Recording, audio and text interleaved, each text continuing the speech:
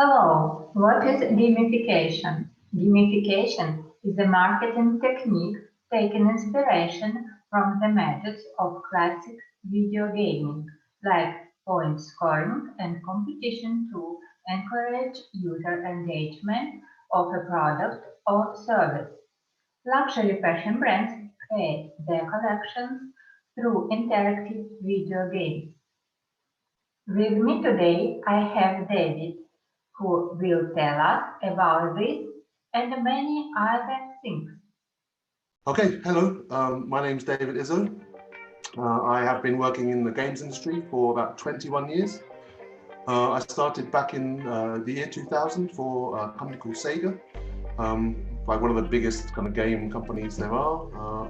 I was there for 2 years, and then I moved to Microsoft.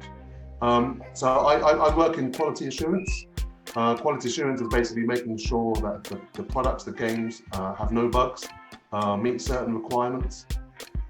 So that's where my experience comes from. Right now, I'm working for a company here in Germany whose focus is virtual reality, augmented reality. Not so much games now, it's more creating experiences for the pharmaceutical, science and food industries. So that's what I'm doing now. But ultimately, the last 20 years I've spent within the games industry. Is there something else you'd like to know? Okay. What can you tell us about the progress of online game development?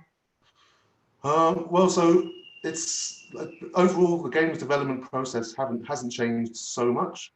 There are a few key things that have happened to make things a bit better. Of course, internet is a big part of being online. So as the internet infrastructure has developed around the world, of course, it's enabled a lot more people to join in. One other big kind of aspect is, so if we go back 10, 20 years, a game would be made and then released, and then that was that. But now with the internet around, we find a lot of games have like a day one patch where they fix some bugs.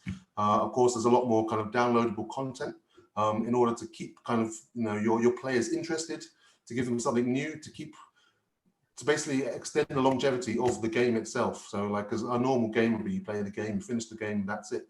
Of course, now we have like multiplayer. And like I said, they might add new missions with downloadable content. So that's a big thing that's changed as well. We also see a lot of games now have this kind of always connected focus. So you're always online, you're always getting updates. You can always see what your friends are doing, what your friends are playing, and you can click on them and it will take you to that game and you can play with them. And of course, in the last 5 years, we've seen a big shift into kind of streaming services. So like for movies, you have like Amazon Prime and Netflix, and you pay like a monthly subscription and you have access to all these movies. The same thing's happening to the games industry. So we have like Google Stadia. It's probably one of the most well-known ones, where you pay like a monthly fee and then you have access to basically all of the latest games. And it's all being streamed from the cloud. And now more and more games developers are now also, I guess this is the biggest kind of development change, is that a lot of games developers are now making games for the cloud. So that means rather than you just have, like if you have like your mobile game, or if you have your Xbox or your PlayStation, now it doesn't matter. Everything is in the cloud. So you can play your Xbox at home, and then maybe you can play the same game on your tablet or on your phone. And it doesn't matter where you are, who you are, what you're doing, what device you have, you can access the game on all platforms at any time. So I'd say that's probably the biggest kind of change in the push for online games development. Has the percentage of people who are interested in online games increased over the past 10 years? For sure it has, yes. I wasn't able to find any statistics for online gaming, but overall, so if we go back to 2013, the games industry was worth about $78 billion a year. Now in 2021, it's kind of almost doubled. It's worth 156 billion. And this isn't just from like your standard PC games or console games. I think the mobile game and apps is the biggest market right now, more than anything. And so 81.5% of the online gaming market actually belongs to kind of app-based like mobile phone games. So that's the biggest part of the market right now. And of course, it's getting a much bigger boost in 2020, thanks to the coronavirus. More people are sat at home with not so much to do. So more people are playing games or downloading apps as a way to kind of connect with their friends, in a sense. So yes, and I would say on average each year, the kind of the online, the people interested or playing online games it has like a between a 7 and 9% increase every year, pretty consistent. So yes, it's grown a lot. Could you explain such a phenomenon as the gamification of the fashion industry? Okay, so well, my knowledge of the fashion industry is very small. However, I mean, gamification is essentially taking game mechanics and incorporate them into kind of normal business process.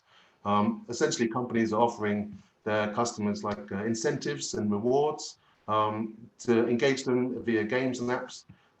The goal being to keep your customers engaged for longer and to want to share with their friends and spread the word. You could say like the earliest kind of gamification would be like loyalty or rewards cards.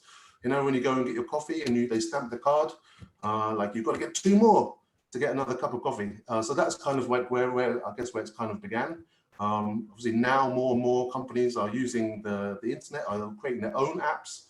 Like big brands like Coca-Cola and Pepsi have their own kind of games that you can buy and play. But looking into the fashion side of things, so there's a big game on the Nintendo Switch called Animal Crossing, and you can actually get custom clothes designed by people like Marc Jacobs, Valentino. You can like buy with real money these like t-shirts in the game, and they're often dropping like their new collections also in Animal Crossing, so that you can get them for your character. There's also stuff like L'Oreal, Maybelline, like these big kind of cosmetic companies, creating apps with like for Snapchat with filters, so you can like have different kind of makeup looks in your photographs. Kind of same like Instagram, you add your filter to it. And then also there's a company called Balenciaga. I think they're fairly new, I don't know if I say that correct.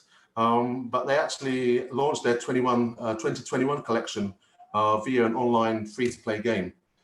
So you get everyone in the game, they're all playing the game, but you are wearing the 2021 collection, and you can also see it, inspect it, etc. But I think one of the biggest players in terms of being in the online kind of gaming space would be Burberry. I think they've had 2 or 3 now games or apps, and I think their latest one is actually virtual reality. So you go into virtual reality with the headset on, and then you can see like all the latest collections. And you can play game with characters who are wearing these clothes. So it's getting bigger, and like I said, I had to do a bit of research on this because my fashion knowledge is not very good. But it's not just affecting the fashion industry; it's affecting the whole world. Gamification is just a simple way to get people interested in your brand, give them something to do, to achieve, set them some goals. Like this is why people like to play games, because it's a challenge. You've got to collect the stars, you've got to collect all the stuff, and so. Yeah, that's what I think.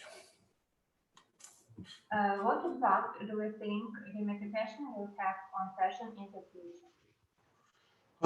That's a good question. Let me just check my notes. So, as I said before, the world has changed quite a lot. More people are online, whether it's on the phone or the tablet or the computer. We can't put our phones down. We can't step away from social media. I personally think that virtual reality and augmented reality are going to play a bigger part on this, especially as the hardware, the headsets becomes much cheaper and more attainable for like basic consumers. I think we're going to be seeing a lot of like fashion shows, for example, will probably be virtual from now on. So everyone will be at home or in the office with the headsets on, and these companies will have the normal fashion show, but it will be in virtual reality. Augmented reality, I think, is going to probably be the biggest area. I mean, the headsets are still pretty expensive right now, and the technology is still quite young. But I really feel like, so for example, you put on your augmented reality headset, and when you're like, if you're at a fashion show as your models are walking out, you're going to get information on what they're wearing kind of presented to you, in the digital space. So I'm not sure if you understand how augmented reality works, but if you look at virtual reality, you put the headset on and you go into a virtual world. Everything around you is digital. With augmented reality, you're still in the real world, although it overlays kind of digital information into your real reality space. So for example, you could be looking at some clothes or some new designers kind of designs, and it will give you information on like the fabric content. Is it cotton? Is it silk? Is it this? Like, is there any kind of stitching patterns? It will give you all of the information, size availability, cost, where you could buy it, for example, just presented to you right in your face.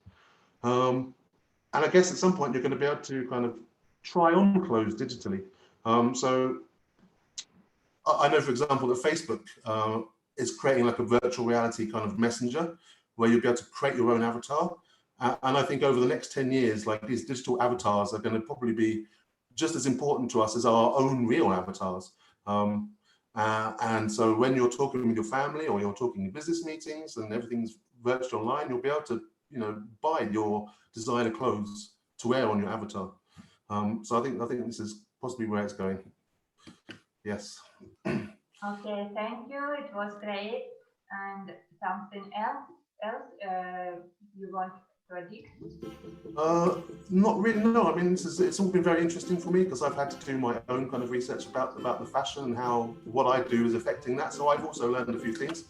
I don't really have anything else to say at the moment that's kind of specifically related to fashion. But thank you for your time, and I hope that this is good.